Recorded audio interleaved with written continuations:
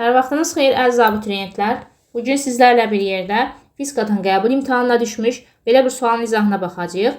Şərtdə deyilir ki, cisim şaqil olaraqdan yuxarı atılmışdır. 10 metr hündürlükdə, deməli bizə hündürlüyümüz verildi. H bərabərdir 10 metrə.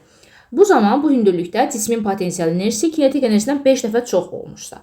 Yəni, burada 10 metr hündürlükdə bizim potensial enerjimiz kinetik enerjimizdən 5 dəfə çoxdur deyir. Çoxdur dediyi üçün 5-ə vururam. Amma kiçikdir desəydi, 5 dəfə az olmuşsa desəydi, böləcəkdik. Cisim hansı maksimal hündürlüyə qalxar? Deməli, bizdən maksimum hündürlüyü H maksimumu soruşur. Biz bilirik ki, potensial enerjinin düsturu Y potensial bərabərdir mg kiçik H-dır.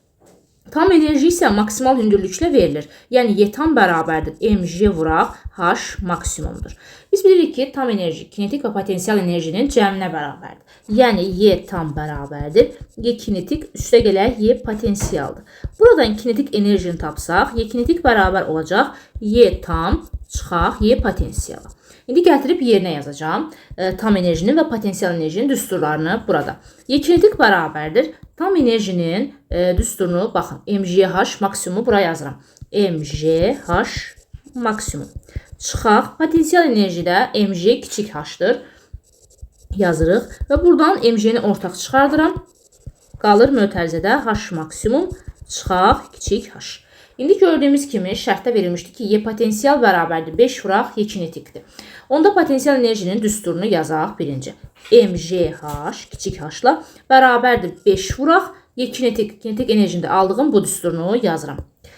mgh maksimum çıxaq kiçik h. Fikir versəz, hər tərəfdən mg'lər gedir.